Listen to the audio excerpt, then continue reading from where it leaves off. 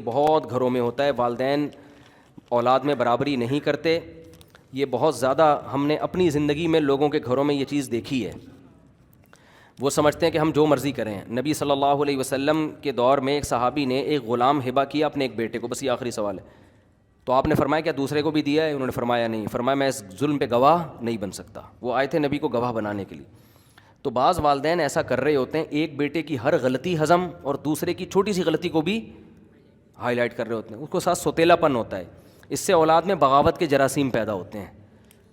تو اولاد کو تو ہم یہی کہیں گے بھائی جیسے بھی ہیں ان کے احسانات بہرحال زیادہ ہیں، لیکن ایسا کام کرنا جس سے اولاد کو یہ احساس ہو یار ہم سوتے. بیٹیوں کے ساتھ بھی ایسا ہو رہا ہوتا ہے.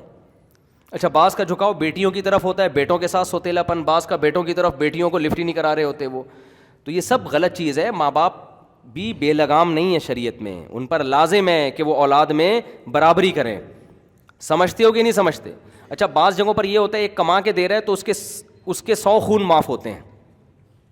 جو کما کے دے رہا ہے اس کے 100 خون معاف. اور جو بیچارہ کما نہیں رہا اس کا قصور نہیں، اس کو جاب ہی نہیں مل رہی، اس کے ہر اچھے کام کی بھی برائی. یہ بھی ہوتا ہے. تو اولاد کے دل میں پھر نفرت کے جذبات پیدا ہوتے ہیں کہ ابا اور اماں کو جو ہے نا پیسوں سے مطلب ہے. تو یہ بہت ہی شیطان کو برگلانے کا موقع ملتا ہے. تو ماں باپ کے لیے جائز نہیں ہے.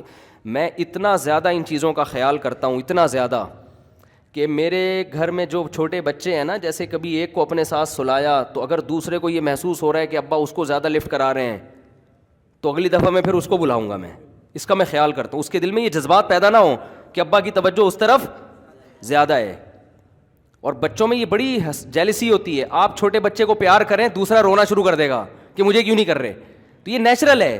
تو شروع میں تو اتنا ہی ہوتا ہے کہ ابا نے اس کو گود میں اٹھایا، مجھے کیوں نہیں اٹھایا. لیکن جب بڑے ہو جاتے ہیں تو پھر یہ ترجیحات چینج ہو چکی ہوتی ہیں. پھر یہ ہوتا ہے کہ ابا اس کی غلطی کو پی جاتے ہیں، میری غلطی پہ مجھے ڈانٹتے ہیں.